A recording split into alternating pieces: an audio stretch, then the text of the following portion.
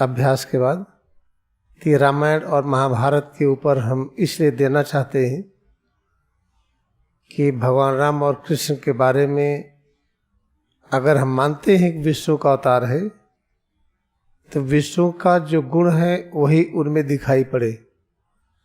अगर कुछ और दिखाई पड़ता है हमें तो हमारी दृष्टि ठीक नहीं है, हमारा मन और बुद्धि शुद्ध नहीं है। इसे समय आ गया है कि भारतवर्ष में ही नहीं पूरे विश्व में इस चीज को समझा जाए, जिसको प्रॉफिट कहते हैं, जिसको अवतार कहते हैं। प्रॉफिट का अर्थ ये है कि जो भगवान के मैसेज को बिना रूपांतरित किए, बिना उसकी महिमा को घटाए वो व्यक्त कर सके, उसे प्रॉफिट कहते हैं, उसे अवतार कहते हैं। जिसके अंदर भगवान का संदेश अवतरित हो जाए, उसको व्यक्त करने में सक्षम हो।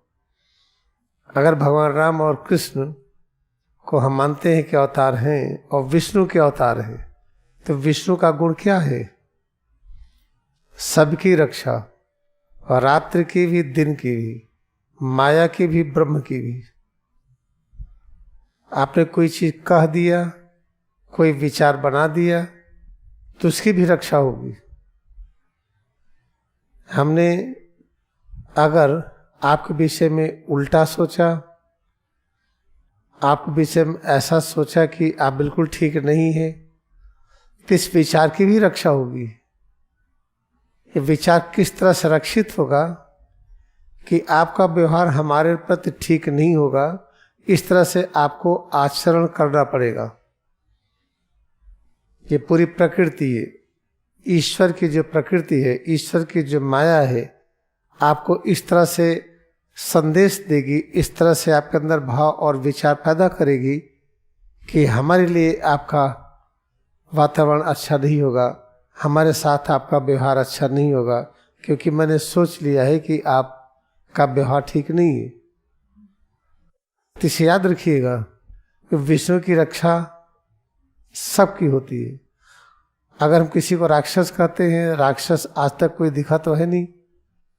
अगर रावण का परिवार, कंस का परिवार राक्षस का था तो उसका कोई परिवार का होता सिंह वाला, रावण का कोई भाई होता 10 सिर वाला, क्योंकि ये तो चलाता है परंपरा ना।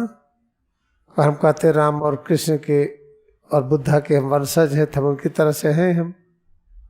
अगर रावण के कोई वंशज होता तो भी 10 सिर वाला होता, वो तो मिला नहीं।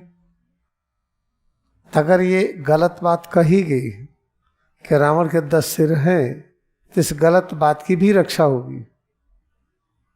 कोई किताब लिख देगा, मानने वाले मानेंगे, सही हो या ना सही हो। भूत तो होता है, अगर आपने कहा तो जो गलत विचार कहा इसकी भी रक्षा होगी। भूत हो या ना हो, लेकिन लोग मानेंगे। इसीलिए अगर हमको इस जन्म में वहां तक पहुंचना है जहां तक लहरी महाशय पहुंचे, जहां पर महाअवतार बाबा जी हैं, जहां पर लॉर्ड बुद्धा, लॉर्ड कृष्णा, भगवान राम पहुंचे, अगर वहां तक हम पहुंचना चाहते हैं तो आज हम संकल्प ले लें, हम किसी के विषय में हम कभी न सोचें कि वो गलत है। हम किसी की कभी निंदा न करें, किसी को छोटा न कहें, किसी को अमानवीय न कहें। हम एकदम साइलेंट हो जाएं। हम करें क्या तब? क्रिया योग ध्यान करके सिर से पैर की अंगुली तक एक एक अंश को सत्य और अहिंसा की शक्ति से भर ले, जिसको प्रभु का प्रेम कहते हैं। उसका नस नस में भर लीजिए और जहां खड़े होइए, बैठिए, उठिए, चलिए, फिरिए, वहां पर ये सब रेडिएट हो। आपके अंदर का ज्ञान, शक्ति, शांति, प्रेम, परम आनंद, ये चारों तरफ विकृत हो, सिर्फ यही घटना घटित हो, तब इस जन्म में, एक ही जन्म में क्रिया का अभ्यास करके हम उच्चतम शिखर पर पहुंचेंगे, जिसको कैवल्य कहते हैं।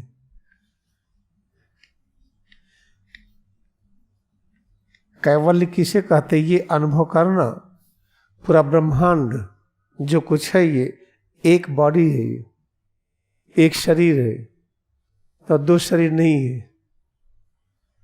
इस शरीर में स्वतः परिवर्तन होता रहता है। जैसे वृक्ष है, पतझड़ हुआ, नई पत्तियां निकली, ऐसे पूरा ब्रह्मांड एक बॉडी है, एक शरीर है, इसमें प्रतिपल परिवर्तन होता है। जब ये अनुभव करेंगे तो कोई दो तो है नहीं, हम कुछ भी नहीं है। पूरा ब्रह्मांड एक बॉडी है, हम हैं उसी में, आप भी उसी में हैं। हम सब एक ही उस विशाल शरीर के भिन्न भिन्न ऐसे अंग हैं जो अलग नहीं हो सकते। तो ये हम लोगों को समझना है। आज से जिसको ये स्थिति प्राप्त करना है इस जन्म में कि हम परम पद की अनुभूति कर ले, वहां जाने पर पता चलता है कि हम और प्रभु दो नहीं हैं। तो हम प्रभु दो नहीं हैं, प्रभु सर्वव्यापी हैं। हम अपने को छोटा मानते थे तो छोटापन खत्म हो गया। हम लहर हैं, छोटी है, ये खत्म हो गया जब पता चला कि समुद्री लहर हुआ है। क्रिया योग में अपनी भक्ति को नमन करें।